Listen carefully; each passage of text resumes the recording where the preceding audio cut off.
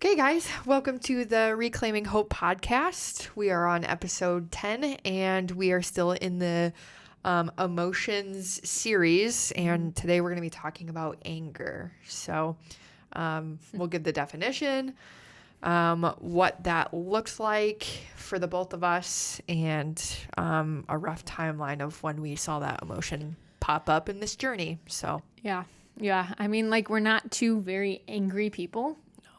So it's hard sometimes to acknowledge the fact that you get to that point of being so frustrated and upset and mad that you're angry at people, your spouses, yourself, at God.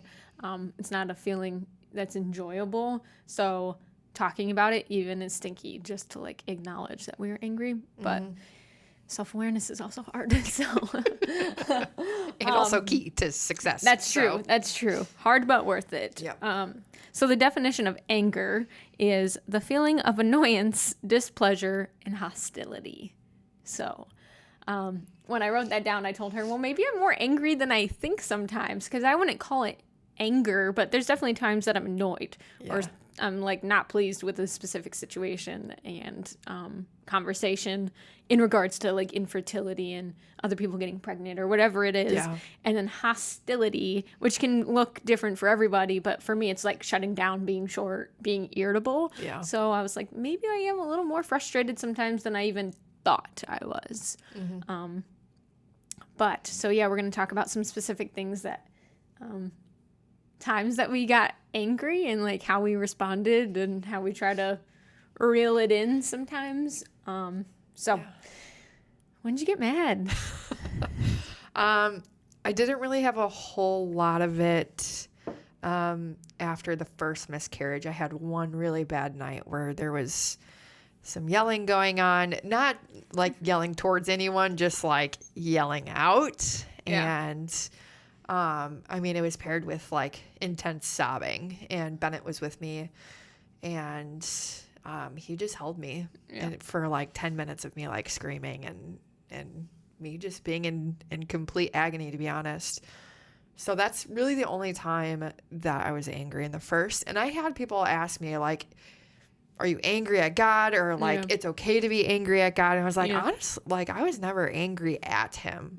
I was angry with like situations of like seeing all these other people, family members and friends be pregnant at the time and going on to have healthy pregnancies and babies. I was sometimes angry at that situation, but I guess more to your point, I was more like severely annoyed than what I would have thought was anger, you know?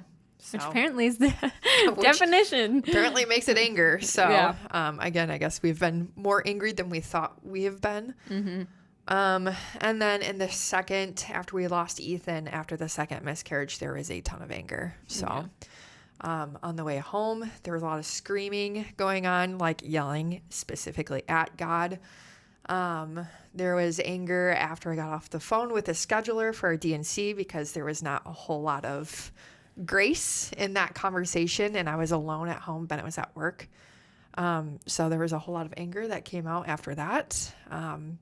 And afterwards, all of that, I just shut down. I was like, fine, like, this is how it's going to be. Like, I'm just going to shut down. I'm not going to talk to God. I'm not going to do my devotionals, which I've like very established in the last 2 years of like in the morning, I sit down, do Bible time. I do my devotionals. I was like, yeah, I'm not doing that. So that's kind of the gist of what it looks like for me, for both of them. But yeah, I got to a point where I was pretty upset with God. So.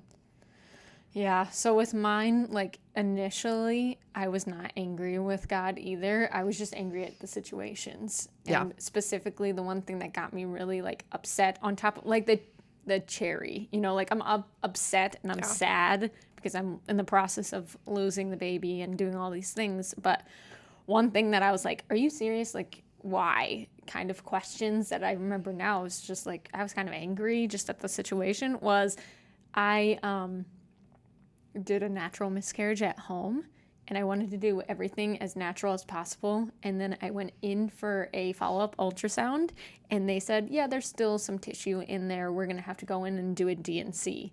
And I remember being really frustrated at, like, I just did this at home to avoid this, to, like, kind of do it as natural as possible, and yet I still need to do this. So it was just, like a discouraging feeling. Yeah. But I was mad at that for a little bit. That was the initial one. Then there was one more recent, I guess. This is where it was like a shutdown for me. We had found out that someone we knew was pregnant with their second child very quickly after they had their first. And neither of them were planned. And there were some other circumstances that in my brain, the way I could justify it was, there is no way, God, that this was your plan. Yeah. Right? That they can get 2 babies when these things are happening, finances, whatever's going on in their world, it's none of my business, really. Yeah. But in my brain, it's, they get what I want, and they're not even, whatever, the game, the mind game of, like, they weren't trying, they don't even want this, like, they're not, like, it's more of like a panic for them than a joyful experience. Sure. And I'm like, I can't even get one, you know what I mean? So I was angry. It was just like this, I told Dom later, obviously, but, like, it was this shift of, like, someone just, like, flipped an actual switch in my brain, and I was like, I'm done. Same as you. I'm like, I'm not going to care about anything. I'm going to go numb. I'm going to just, like, be angry and just kind of be irritable and be short for a long time, because who cares? Not like I have a kid anyway. Like, all those kind of just, like, it doesn't matter anyways how I act, because clearly it's not affecting other people's, journey. Yeah. I can be mad because I'm not pregnant. I can be happy because I'm not pregnant. Like, any emotion doesn't seem to matter what my impact is. So that was more recent of just, and that was more directed towards God of, like, there's no way that was your plan. Like, I say I trust your plan, but this is dumb. This one's stupid. I don't understand this. I'm mad at you. Now, I'm never, like, punching walls. So my brain, again, can, like, justify, like, you're not actually angry. It's not like you yelled at your husband and punched the walls and did all of these things. But I have to be self-aware enough to know when I'm shutting down, when I'm short, when I'm going in my room. I'm angry. I just don't want to have to deal with the fact that I'm angry, because I'm a very happy, upbeat person who doesn't like that emotion. So I just don't want to acknowledge it. Sure. So it's good to know about yourself, right? We're fun. Learning all of these things in this journey about ourselves, and sometimes it's not easy to, find that out about yourself and then try to fix it. It can be hard to deal with all of that. So yeah. I mean, like, the other factor is that it's actually in, like, the grief cycle, like the 5 stages of grief. It's normal. It is a normal reaction. Yeah, because there are things that make us sad and angry and upset, and we just don't know how to manage that feeling. Like, the issue isn't that you are angry.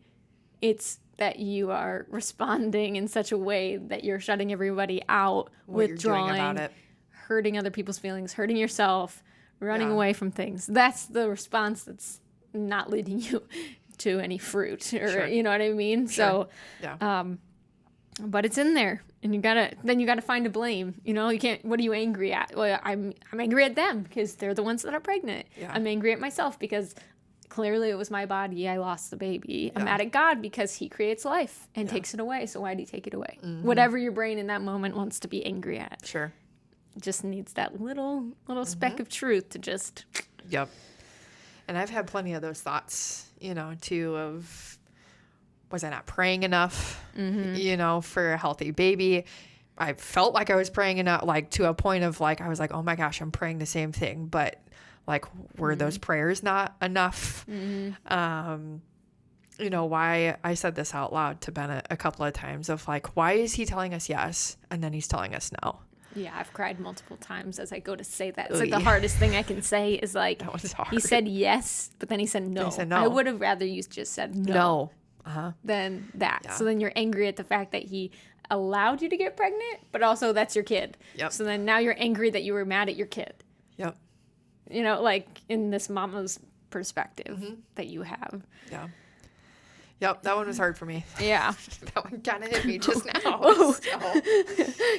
It's a valid question. I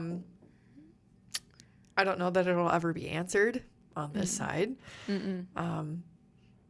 But I'm okay with that at this point. But I wasn't initially, you know, of like, I'm never going to know this answer, you know. And to do it once was what I thought was a lot. I thought I was broken enough after the first one, and then we had a second one. And I was like, why are we doing this? What are we doing? I said that a lot of like, what are we doing here? Like, was the that definition not of enough? insanity. Doing the same thing over and over, you know? So it's just like, I felt angry that I had just lost a baby, went through this whole process for a year while going through the ups and downs of trying to conceive again, conceiving the same month that I lost, right? So we lost in December. I found out I was pregnant the next December, and then we lost again. So that whole year of grieving felt worthless at the time, you know? And I was very angry about that of like, I did all of this work and it apparently did nothing, you know? So I wrote that down too. For me, I'm like mad at the amount of time that I feel like I've wasted in this process, the amount of energy that I've had to put into it, the amount of thought that has had to go into it in day-to-day life, the amount of tears that I've cried, the amount of money I have to put into these testings. All of it is like, it's upsetting, and I get frustrated because there's also no end. Yeah. It's just like, you have to just keep taking it. And I get angry sometimes that this is my reality and it's not other people's reality. Yeah. I get angry at that. Yeah. Most often. Yeah. Yeah. Yeah, that's another one that we didn't necessarily write down or talk about, was like the bills that come in afterwards. Like, yeah, I get angry at some bills, don't we all? But who doesn't get angry but about that? But it gets worse when you have everyone's already expecting their electric bill. You're not expecting the $1,000 whatever of a miscarriage that you didn't ask for. Right. Yeah. Yep. And then when something else happens financially, you're like, for real? Like, we, you know, it just stacks up, I guess. It does. Because then you're like, well, I would have had the money if. Yeah. And I would have had this, and I would have been available, you know? Yeah. So you can just kind of piggyback everything. We dealt with that this last month, actually, because insurance initially told us that the genetic testing that we did for Ethan was going to be covered. We only ended up paying like, I don't know, under $100 for it. And then we randomly got a bill in the mail for the like full amount that insurance didn't cover any of it. Yeah. So this is a side thing, but I am nervous because I was originally told that this test that I just had done was not covered by insurance. And I went in and they said, it's covered by insurance. You just have to pay this amount. So I paid it suspiciously. And now I'm just nervous that I'm just going to get the rest of the bill because they're going to say, oh no, that's not covered. And I'm angry at that. I'm angry that infertility testing is not covered by insurance. Yep. Normally. Yep. Because I didn't ask for this. Like, this is a lot of money just to find out maybe something's wrong with me. Maybe. Yep. All of the ultrasounds that I've had through these pregnancies were covered under insurance, right? So I've had, I don't even know how many ultrasounds. But only the ones that they say should be covered. Correct. The amount. Correct. Yep. You should only have XYZ amount. So outside of that, you have to pay for it. Yeah. Because I've had, I don't know, probably 10 ultrasounds. But the one that I had that was last fall while we were dealing with infertility, it was marked as infertility, and then we had to pay like $300 for it. And I was like, I've had 9 of these. Medically necessary. Yeah. Yeah. So that could be probably a whole episode. Our anger just towards medical things. Field. Yeah. I actually think I have that written down. I think we said it once because we just took that. Like, and you know what else? And another thing. We didn't think we'd have enough content for this episode, so we've got plenty. Yeah. So it pops up randomly sometimes too. You know, you're not totally expecting it, but something happens. You've had a good day, a good week or whatever, and then something pops up and then you're automatically, you just go from 0 to 100 real quick. So. And then for us, at least, we get angry that we're angry. We're having a good day, which doesn't always happen. You're coasting through, and I'm like, Kelsey, I'm having a good day, and she's like, oh, I just found out this, and I'm like, are you freaking kidding me? Like, I don't. Kidding me. You're kidding. Like, I cannot handle this. Or you're having a good day, and something happens, and you're like, I couldn't just like have this win. Like, you get angry at the fact that you just get hit with all of the news all the time. I don't know how else to say it, but you're like, I think I said it already, but like that this is our reality. Yeah. That this is how we have to like see the lens we have to see our life through. That takes me off. Yeah. Sometimes. Agreed. Yeah. But often I respond by, I used to be a really angry child. If my mom's watching this, like I was an angry kid. So I try really hard to not just like retract back to like this, like you just need a cup of coffee. Yeah. If my mom's watching this, I do drink coffee. They tried to give me that as a kid. They said it worked. I was a really mean kid. And so I try really hard not to be mean anymore. So instead of being mean, I just shut down. So I get really sad instead to kind of defend not getting mean. Yeah. Fighting and words. My tongue I can get really mean. Yeah. So I just get sad and I shut down, which isn't productive either. So yeah, that's how I usually respond. Well, and anger is a secondary emotion, right? So anger is the result of something else that's happening. Sadness. Stress. When I looked it up, anxiety. You know, so it's like, what is actually happening? That's why. So typically I only go to therapy like every other week. But after Ethan, I was angry. I wasn't talking to God. I was depressed, all of these things. And so my therapist is like, you need to come in once a week because we need to figure this out. Because you're angry, there's something else. Obviously, we knew what it was, but like we need to tackle all of those other things. We need to push anger aside. But again, for us, for someone to tell us we're angry just ticks us off more. Also makes me angry. Hey, I think you're feeling a little angry. Yeah. You think? Now I'm angry at you for pointing it out, you know? So learning to take that away, like when Dom says it or Kelsey's like, you seem a little irritable this week, of like, yeah, you're right. And like take it as correction lovingly instead of like a thing to just add to the pile that you're mad at. So yeah, for sure. So managing anger, not like anger management. I don't have to go to like a class, but we get mad. So learning how to manage that. One thing is I just really don't like to feel that emotion. So stopping it as fast as I can, which sounds easier said than done. But instead of coming home, letting it simmer, making it worse, saying things that I then have to apologize for and all of that, I've been really trying to like come home and address it and talk about it, or say what's making me frustrated and like as a fact and just kind of acknowledge it. And then I might still be angry, but at least now Dom knows, all these people know where I'm coming from, and it's not like an attack at them when I'm saying things or doing things or things like that. So that's been helping. Also just doing things I like, kind of stepping away from certain situations and boundaries, things like that. Just knowing, I think self-awareness is a big thing. Yeah, for sure. Yeah, because then you do get trapped in those situations where you're probably going to say the wrong thing. So when you get pushed so much and you only have this you guys can't see, this big of a threshold. Yeah. When you deal with people at work, and then you deal with people at home, and then you deal with people at random, and then you get the bill, and there's only so much before you're going, you're responding. Yeah. So maybe learning how to make that gap a little bit bigger. Yeah. Me, it's just stepping aside. Like I need a minute. Like if I am like hot and angry, I need to like take a step back and chill out for a little bit before we can, talk about what we need to talk about. Now, I'm not saying like we need to like sit there for like 3 or 4 hours without like saying anything after something's happened, but I do need like 20, 30 minutes to just like chill out before I can go back in and like talk about it. Because you do need to talk about it, because then it simmers, and then it gets worse when you do simmer. we're making it sound like we're always upset at our husbands, and we're not always upset at our husbands. I mean, sometimes we are, right? Like they say things and do things, and this is a frustrating experience, but like this can be with anybody, like mom, dad, brother, sister, friend.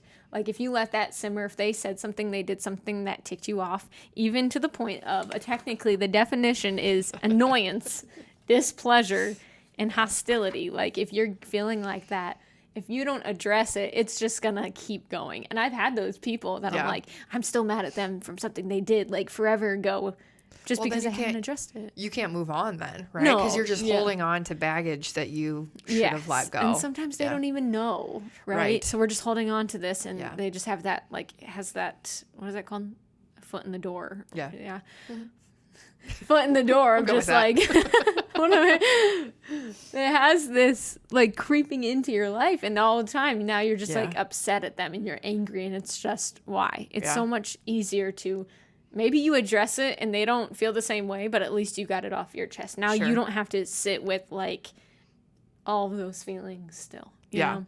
You have to be able to communicate it, and it's hard because me, introvert with my feelings, and I'm just a natural like peacemaker. Like I hate conflict. I hate like confrontation. Me too.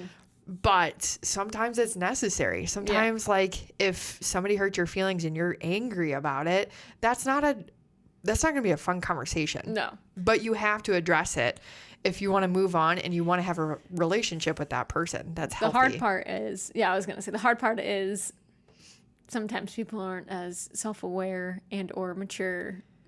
And you have to pick your battles. Yes. You have to pick and choose your battles. You know, like if they're not going to be, we've had the same conversation 3 times and they're not receptive to the last 3 conversations that we've had, or you know that nothing's going to change. If I say, hey, you're hurt my feelings. Get angry that they're not changing. Then it's not, it's not worth it. So you obviously have to read those situations for what they are, because they're going to be different. But if they're receptive and it's a healthy relationship, you 100% need to bring that up. Yeah. So super fun, guys. Yeah. Yeah. Okay. Do we have anything else on anger? I mean, there's a lot to unpack. I don't think so. Not that I can think of at the moment. But I mean, it can be an intense emotion. But the biggest thing is to not feel guilty about it, because it's a part of the grieving process, right? We all learned that in school. The 5 steps of grief, so it's a normal thing, but it is what you do with it, So we wrote them down: denial, anger, bargaining, depression, acceptance.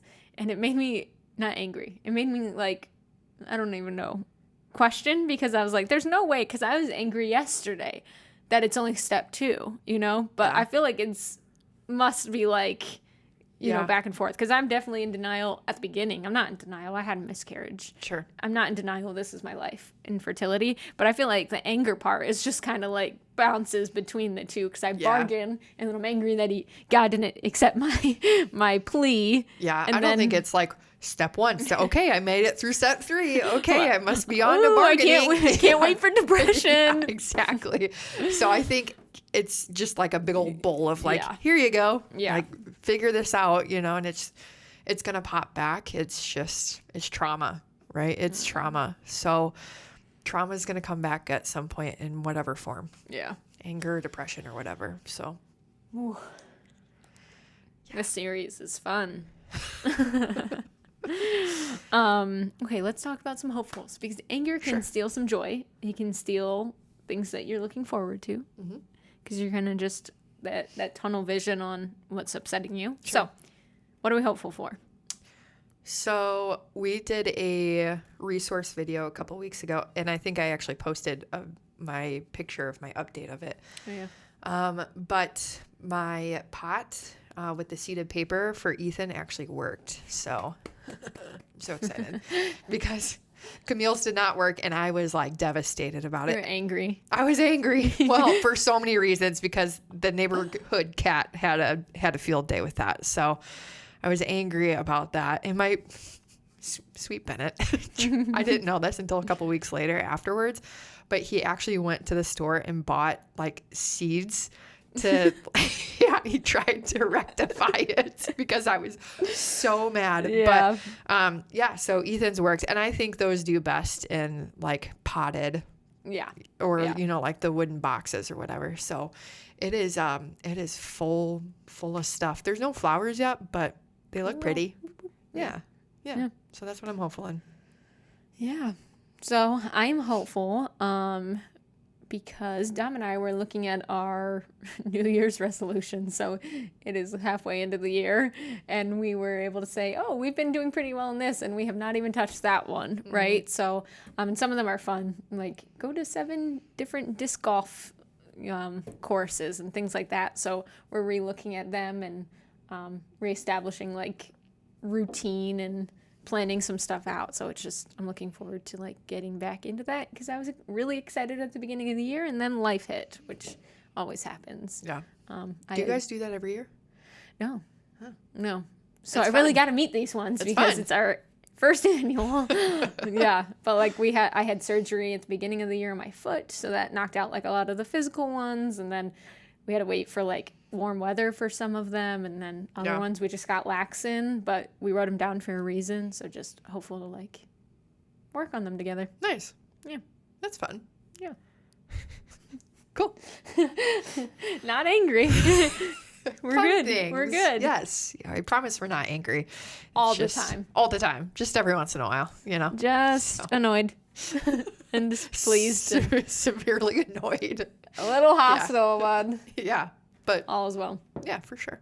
You guys can't say that you haven't been, so don't come at us, okay? Yeah, we're all human, okay? Okay, next episode is depression. So we're just getting further down into the hole of fantastic emotions. So stay tuned for that. And thanks for joining us. Thanks, guys.